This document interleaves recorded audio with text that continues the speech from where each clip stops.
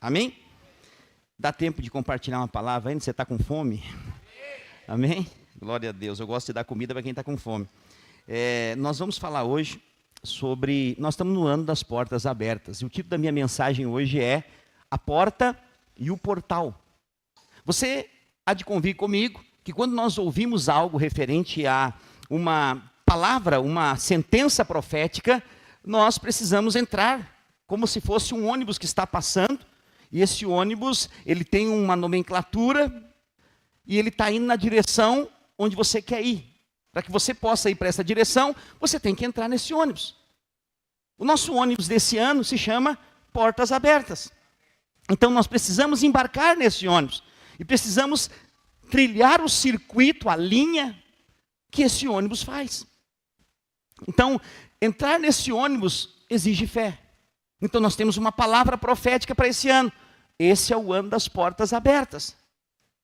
Mas aí você vai ser totalmente confrontado muitas vezes com a sua realidade. Mas você precisa entender por meio da palavra qual é a sua realidade. Porque a sua realidade não é o que você está vivendo propriamente dito. A sua realidade é o que está escrito na palavra. Então, a verdade de todo cristão é o que está escrito na palavra. Nós nunca devemos fazer nada, eu repito, nunca devemos fazer nada sem ter uma palavra. A palavra é o nosso direcionador. Eu lido com cristãos há muitos anos. E muitos cristãos, eles fazem todo tipo de coisa sem orar a Deus, sem buscar direção. Eu vejo umas coisas tão malucas que pessoas cristãs fazem, e que está na cara que vai dar errado, porque elas não buscaram a Deus e não seguem uma direção do Pai. Mas como que a gente faz? A gente fala? Não, eu prego, eu ensino. Decisões são tomadas. Nós temos uma palavra, o ano das portas abertas. E eu estou te convidando para entrar nesse ônibus. Esse ônibus tem uma viagem de 366 dias, que são a quantidade de dias desse ano. O motorista desse ônibus é o mesmo que disse assim, 365 vezes na Bíblia, eis que estou convosco. Então o Senhor é quem está dirigindo esse ônibus. E nós então precisamos entrar e nos permitir ser levado por Ele. Muitas vezes nós queremos assumir essa direção, quando na verdade nós devemos aprender a descansar. Por quê? Nós temos uma palavra, sim. Onde está essa palavra, pastor? Está lá em Apocalipse, capítulo 3, do versículo 8. Eu acho que vai projetar aqui. Acorda o irmão que está dormindo do seu lado. Apocalipse, capítulo 3, versículo 8. Fala para o irmão que está do seu lado assim, não perca a palavra. Eu sei, fala assim para ele, eu sei que você conhece a palavra. E a palavra diz... aos seus amados, Deus dá, enquanto dorme. Fala para ele assim, mas não dorme no culto, senão você vai perder a palavra. Apocalipse capítulo 3, versículo 8. E a palavra de Deus diz assim, eu sei. Quem é que sabe? Quem é que sabe? Esse eu, quem é? Esse eu quem é? Vou te dar uma dica, está muito embaralhado aqui. Começa com G e termina com ZUS. Quem é? Só tem gente inteligente nessa igreja, aleluia. Vamos lá, uma salva de palmas para vocês agora, aleluia, glória a Deus. Jesus está dizendo, eu sei as tuas obras, eis que diante de ti pus uma porta aberta, que ninguém pode fechar. Tendo pouca força, guardastes a minha palavra, e não negastes o meu nome. Então essa é uma sentença profética sobre nós. Quem é? Jesus que está falando. Lembre-se que essa é uma carta de Jesus para as 7 igrejas. Você lembra para que igreja é essa carta? Oi? Tem certeza? É só botar uma dúvida que ele se embaralhe todo. Mas ele está certo, está certo. Está certo. Está certinho. Está certinho. Para que igreja que é? Filadélfia. A carta de Jesus para o anjo da igreja que está em Filadélfia. São 7 cartas para 7 igrejas em Apocalipse. Nós estamos falando aqui de uma carta escrita por Jesus, meu Deus do céu. As cartas de Paulo são poderosas, de Pedro também, é Bíblia. Mas as cartas de Jesus são superiores. Então, Jesus está dizendo que colocou diante da igreja de Filadélfia uma porta aberta que ninguém pode fechar. Então, para quem que está sendo falado? Oi? Para a igreja, sim ou não? Uma porta aberta relacionada à igreja envolve uma coisa só. Sabia? Salvação em massa. Uma porta aberta para a igreja. Existem portas abertas que são para você. Uma porta de emprego, uma porta de provisão. Você nem sabe. Uma dessas minhas orações dessa semana, o Senhor falou comigo, começa a falar de novo, parou de falar. Ele me exortou. Tu parou de falar de trabalhar pouco e ganhar muito. O ano mudou, mas a palavra não mudou. Deus vai fazer você trabalhar pouco e ganhar muito. E isso é só para quem crê. E quem não crê, trabalha igual uma mula e ganha bastante também. Amém? Porque nós fomos chamados para prosperar. Mas Deus chamou você para trabalhar pouco e ganhar muito. Agora você tem que entender o que é trabalhar pouco, não é ficar em casa dormindo o dia inteiro. Amém? É saber confiar em Deus. Deus vai te dar negociações simples, de horas, que você vai ganhar referente ao ano inteiro. Você crê? Negociações, você vai falar assim, puf! Você vai fechar um negócio de 2 horas, que às vezes vai dar a renda do seu ano inteiro. Eu estou crendo. E eu vou dizer, esse mês eu estou precisando crer para valer. Eu estou crendo que amanhã algo extraordinário vai acontecer. Porque tem que acontecer. Amém? Então, isso é acreditar em portas abertas. São palavras que são liberadas, que abrem portas para nós entrarmos. Amém? Não fique bravo comigo. Você não está bravo, né? Que eu falei trabalhar igual uma mula. Eu trabalhei 23 anos que nem uma mula. Sério, 23 anos de carteira assinada na metalúrgica. Soldador, montador, isso, aquilo, outro. Amém, glória a Deus. Mas esse tempo passou. Foi bênção, tudo a gente aprende, tudo a gente cresce, amém? Não menospreze o seu tempo passado. Ele te ensinou algo que te trouxe até aqui. Não menospreze. Mas agora você precisa saber que cada tempo Deus quer te levar para níveis mais altos. Então, se nós nos acomodar, nós estaríamos na caverna até hoje. Nós somos a igreja dos irmãos. Que nem dizia o Mateus, meu pastor é que é de Deus, com aquele carro velho pegando fogo. Tu? Sério, foi contar a vantagem para a professora dele, que o pastor dele que era de Deus, que tinha carro velho. Falei, elogia menos, irmão. Elogio assim não quero. Mas as coisas melhoraram e vão melhorar cada vez mais. Porque Deus é bom, se você crê, Deus abre as portas para você. Só que eu vou dizer para você, muitas portas na sua vida já estão abertas. Basta você cruzar por elas. E isso envolve fé. Então nós temos essa palavra de portas abertas. Então eu creio, primeiramente, que essa porta aberta é salvação para nós como igreja.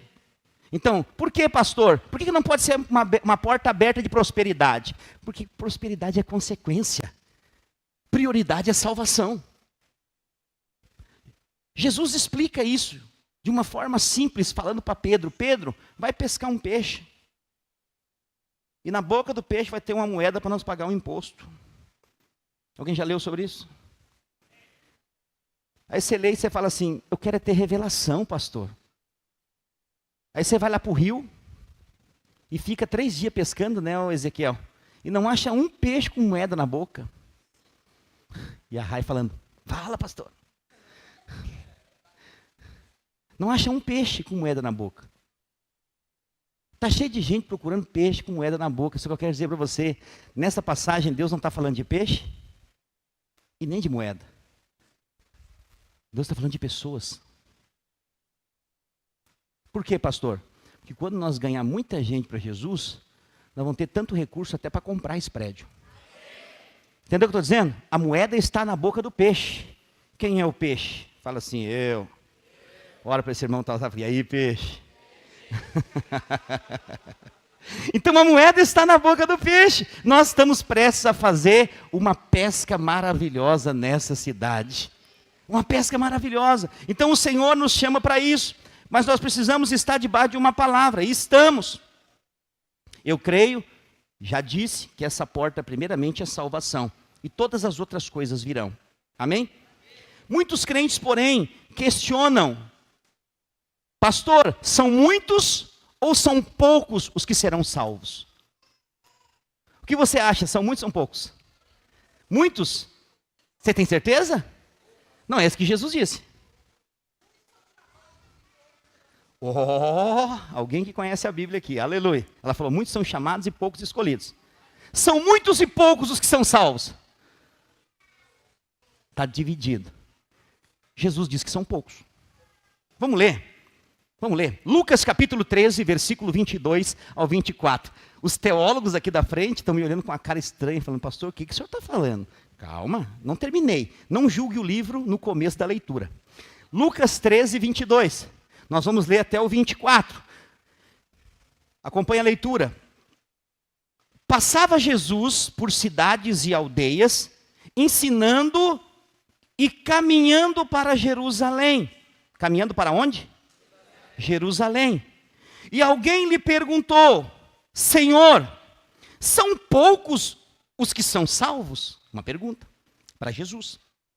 Respondeu-lhes, esforçai-vos para entrar pela porta estreita, pois eu vos digo que muitos procurarão entrar e não poderão. É Jesus que está falando isso aqui. Está dizendo que a porta é estreita e que muitos não vão poder entrar. Diante de uma pergunta de como serão salvos, se muitos serão salvos. Essa é a pergunta, é o questionamento. Abre Apocalipse capítulo 7, versículo 9. Apocalipse 7, 9. Depois destas coisas, vi e eis grande multidão que ninguém podia enumerar. E de todas as nações, tribos, povos e línguas, em pé, diante do trono e diante do Cordeiro, vestido de vestiduras brancas, com palmas nas mãos. São muitos ou são poucos? E agora? O que será de nós? Parabéns, irmão, você encontrou uma contradição na Bíblia. Existe contradição na Bíblia? Não, de jeito nenhum, porque a Bíblia é a palavra de Deus, amém?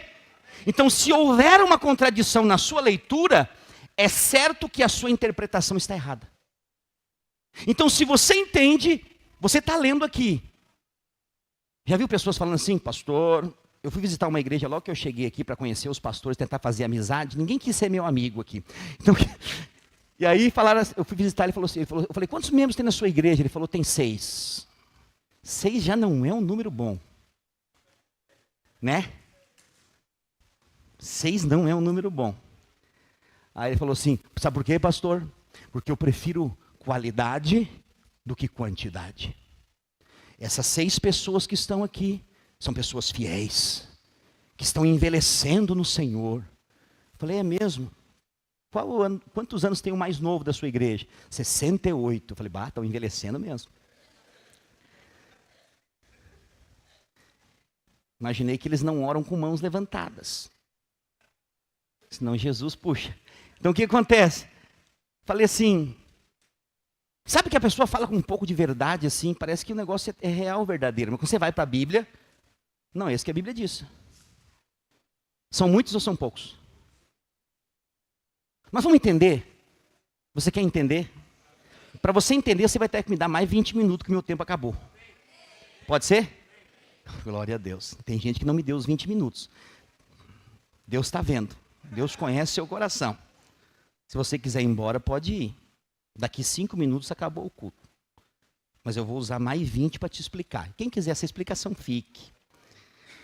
Então não há contradição na palavra. Quando você não entende algo na Bíblia, é bem provável que a sua interpretação está errada. Quando lemos Apocalipse 7, 9, nós entendemos que essa multidão é muito grande mesmo, está falando dos salvos. Eu pergunto para você, as pessoas sabem contar? Normalmente sabem. E os anjos? Eles contam melhor que nós. Só que aqui está falando de uma multidão incontável. E às vezes as pessoas vão chegar para você e vão dizer como esse pastor amigo meu, que não é meu amigo, eu acho, mas ele quis ser amigo dele. Eu prefiro as poucas ovelhas da casa de Israel. Eu falei, eu prefiro a multidão incontável de Apocalipse. Quantos preferem a multidão incontável de Apocalipse? Eu prefiro. Ah, mas vai vir muita gente vivendo errado, fazendo coisa errada. A ilusão da cabeça das pessoas é que crente não erra. Mas nós erramos todo dia, irmãos. O povo mais fraco, sabe onde é que está? Nas igrejas. Porque eles reconhecem que não conseguem acertar e eles precisam de um Deus que acertou por eles. Essa é a verdade. Então, quando nós olhamos isso aqui, nós precisamos entender a palavra para nós não sermos enganados e também podermos ensinar outras pessoas. Agora, quem foi que fez a pergunta? A Bíblia não fala, foi uma pessoa. Mas qual é o contexto dessa pergunta? É aí que tira toda a dúvida. O contexto precisa, então, ter em mente que Jesus tinha sido crucificado aqui, sim ou não? Ainda não. Então, essa conversa de Lucas está antes da cruz. Jesus veio para quem? Para os seus. Quem são os seus? Pode melhorar. Quem é os seus? Os judeus. É ou não é? Então, dentro desse contexto de Lucas, como é antes da cruz, ele estava indo para onde? Qual cidade? Jerusalém. Ele estava referindo a quem? Aos judeus. Mas então está falando o quê? Que a porta é estreita, o caminho apertado. E ele fala, vamos ler de novo. Passava Jesus pela cidade e aldeias ensinando, caminhando para Jerusalém. E alguém perguntou, Senhor, são poucos que são salvos? Respondendo, esforçai-vos. Se você tem a Bíblia Oliver Tree, na versão Strongs, ela mostra a versão original da Bíblia. Os tradutores da Bíblia, eles são várias traduções e às vezes não passa justamente a tradução correta. Você sabe qual é a tradução para esforçai-vos aqui? Esforçai-vos no grego é agonizomai. E você sabe o que significa agonizomai em português? É fácil demais. O que agonizomai faz você lembrar? Agonia. Muito bem, você está aprendendo a falar grego. Agonizomai. Então ele está dizendo assim, ó, agonize-se por entrar pela porta. O que é agonizar? É difícil. Os gordinhos não vão passar, porque tem que passar espremido, então você tem que emagrecer, estamos perdidos.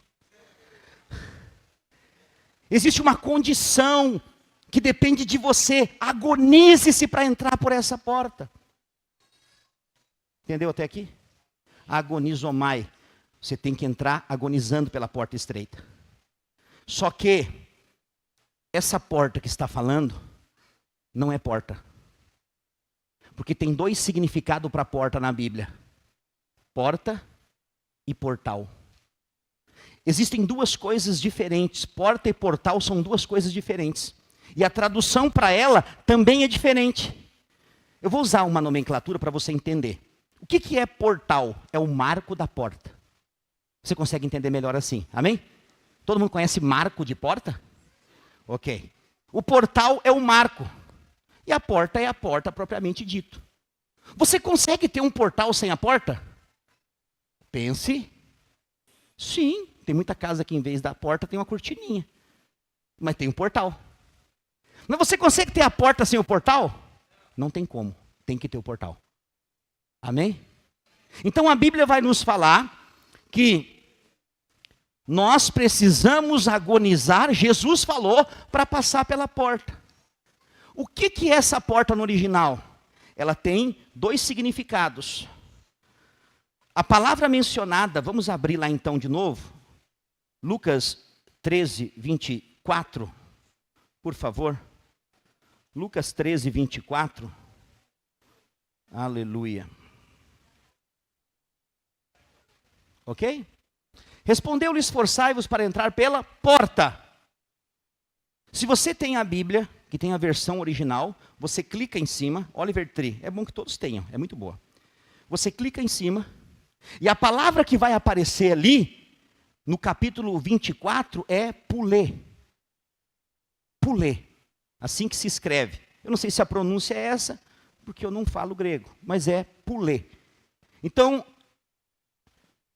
você vai para o 25, vai para o 25.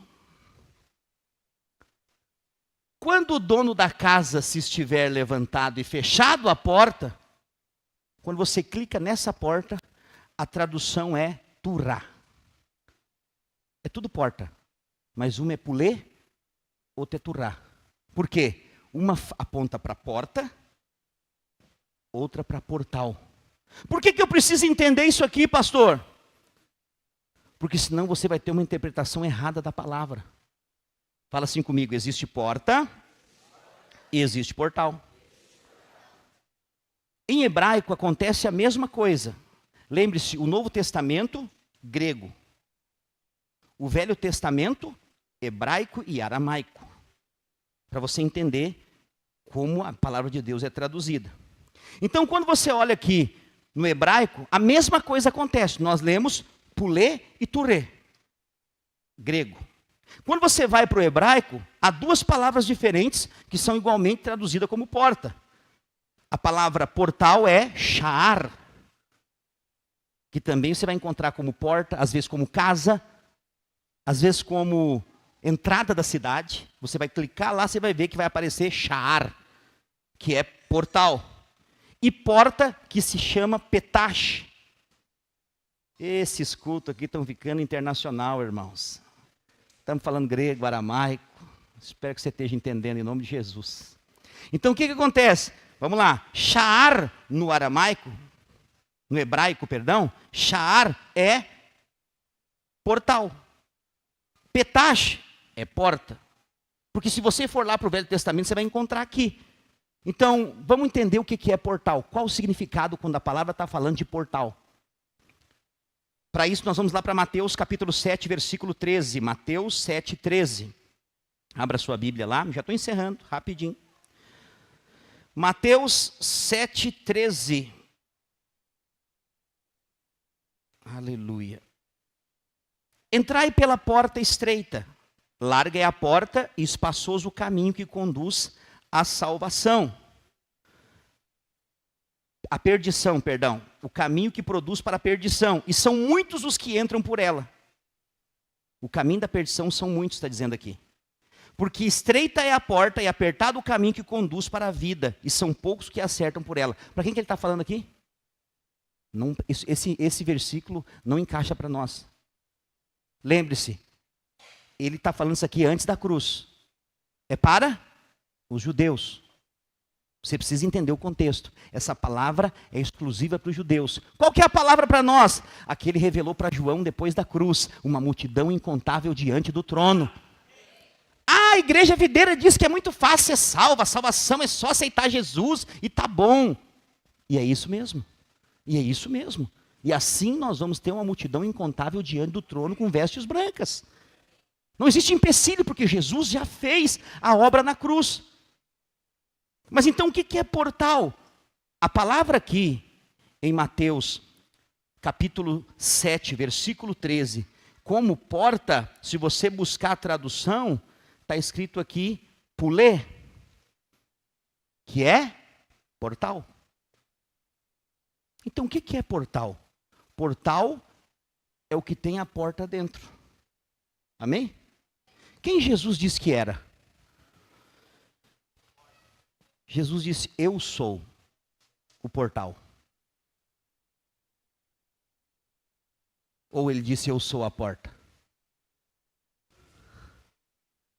Ele disse, eu sou a porta. E aquele que entrar por mim,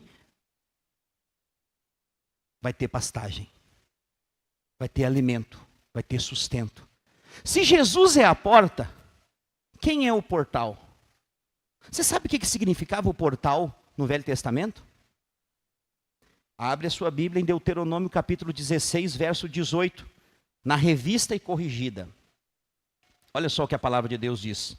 Juízes e oficiais porás em todas as tuas portas. Juízes e oficiais. Para que o Senhor teu Deus te der entre as tribos, para que julguem o povo com juízo e justiça. Se a porta é Jesus, o portal é um lugar de juízo e de justiça. O portal aponta para a lei, onde as pessoas eram julgadas. Toda cidade, naquela época, até hoje em Israel você vai encontrar, havia um portal, uma entrada da cidade. Algumas cidades ainda hoje têm.